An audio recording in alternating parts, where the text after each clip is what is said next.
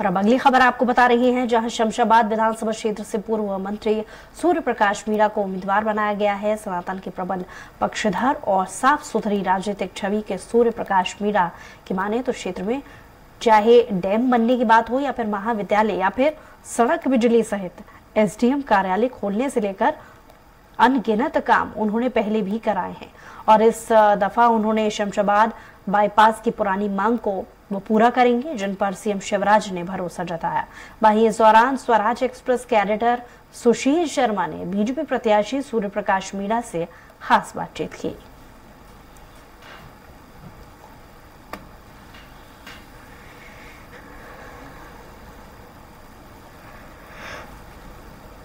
हमारे साथ मौजूद हैं शमशाबाद विधानसभा क्षेत्र से प्रत्याशी सूर्य प्रकाश मीणा जी।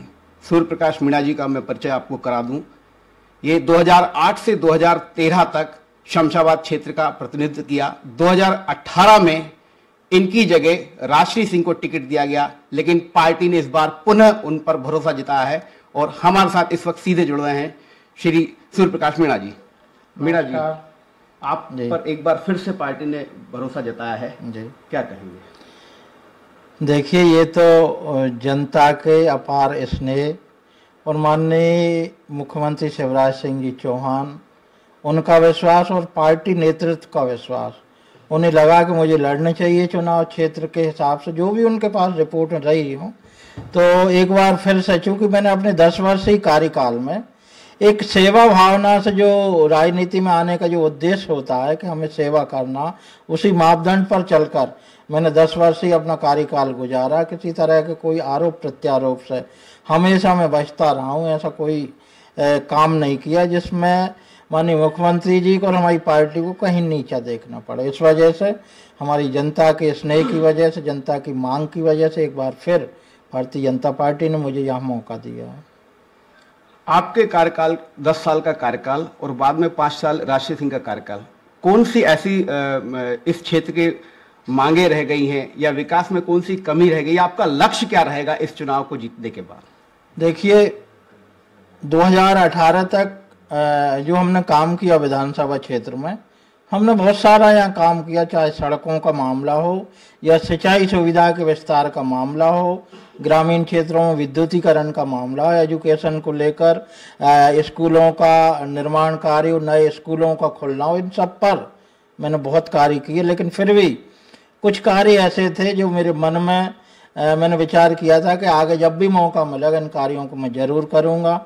उनमें से सबसे प्रमुख है, एक तो मेरी विधानसभा क्षेत्र 80% सम्राट अशोक सागर परियोजना, संजय सागर परियोजना और सगर सिंचाई परियोजना के माध्यम से सिंचित है।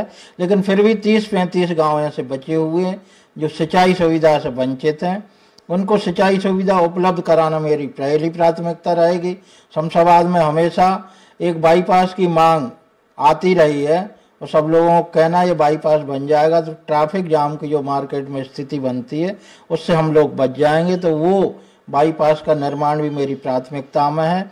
बरदह शमशाबाद के बाद दूसरा बड़ा हमारा कस्बा है, तो वहाँ भी मैंने अपने मन में कुछ योजनाएं सोची हैं, जैसे बरदह को तहसील का दर्जा दिलवाना, वहाँ एक बड़ा मांगलिक भवन हो, वहाँ पुलिस चौकी की स्थापना, इस तरह की जो प्रगति वाले जो काम है वो करने के लिए मेरे योजना बनाई, भविष्य में करूँगा। अभी नहीं, आपने सिंचाई की बात की, लेकिन हमने जो यहाँ पर देखा है, 2 बहुत महत्वपूर्ण चीज़ें हमें भी यहाँ जनता से संवाद करने के बाद सामने आई हैं। पहला, भ्रष्टाचार भी यहाँ पर एक मुद्दा है, और दूसरी बात यह कि आप सिंचाई की बात करें, लेकिन टेल क्षेत्र में अभी भी पानी नहीं पहुँच रहा है, वहाँ के किसान अभी भी परेशान है। तो ये टेल क्षेत्र तक जो पानी पहुँचे उसके लिए आप क्या प्रयास करेंगे और भ्रष्टाचार के लिए आपका क्या वो रहेगा? देखिए, मेरे ऊपर तो 10 वर्ष में कोई एक पैसे का भ्रष्टाचार का आरोप मेरे कांग्रेसी मित्र भी नहीं लगा सकते। मैंने किसी नहीं, मैं आपके बात नहीं कर रहा हूँ, सरकारी सिस्टम के भ्रष्टाचार की बात कर रहा हूँ। देखिए, अब सिस्टम की तो जो आपने विषय उठाया इसके बारे में तो मैं कुछ नहीं बोलना चाहूँगा, लेकिन मैं जैसे 3 तारीख को मतगणना, इसके बाद से मेरा कार्यकाल जब भी शुरू होगा, मेरा ये प्रयास होगा कि मैं कम से कम अपनी विधानसभा क्षेत्र में भ्रष्टाचार ना हो, इसके लिए मैं पूरी ताकत से प्रयास करूंगा। और नहरों में भी हमें देखना है कि किस वजह से टेल तक पानी नहीं पहुंच पा रहा, उसके लिए हम लोग कार्य करेंगे। दूसरा ये था कि जिनका टिकट काटा गया है, राशि सिंह, क्या वो आपके साथ है? किस तरीके का उनका सहयोग आपको मिल रहा है, या अभी कुछ ऐसी स्थिति है कि अभी भी मनमुटाव जैसा माहौल है? मनमुटाव बिल्कुल नहीं है। मैंने तो उनसे निवेदन भी, जैसे ही मेरा टिकट हुआ था, मैंने चुनाव प्रचार के लिए उनसे निवेदन भी किया है। और जो सारे लोग, मतलब देखो, भारतीय जनता पार्टी एक संगठित आधारित पार्टी, कैंडिडेट भले ही बदल जा, लेकिन हमारे कार्यकर्ता तो वही हैं। सारे कार्यकर्ता इस समय चुनाव प्रचार में लग गए। कहीं कोई ऐसा नहीं है कि ये राजसी सिंह का व्यक्ति है, ये हमारा व्यक्ति है। राजसी सिंह से भी मेरी बात हुई है, वो भी चुनाव प्रचार में शामिल होंगी। देखिए, आपका मुकाबला कांग्रेस से, फिर इनको आप इसके पहले के चुनाव में हरा चुके हैं, सिंधु विक्रम सिंह से ही है। उनको या कांग्रेस को बदलते परिवेश में आप कितनी बड़ी चुनौती मानते हैं? देखिए, चुनाव को तो कभी हल्के ढंग से नहीं लेना चाहिए। मैं अपने कार्यकर्ताओं को ही बोल रहा हूँ कि भैया, ये मान के मत चलो कांग्रेस प्रत्याशी कमजोर है, हमें पूरी ताकत से चुनाव लड़ना, मध्य प्रदेश शासन की योजनाओं का प्रचार, माननीय मुख्यमंत्री जी का चेहरा हमारे क्षेत्र में, तो हम माननीय मुख्यमंत्री जी को ही मानते हैं कि वो ही फिर से मुख्यमंत्री बने।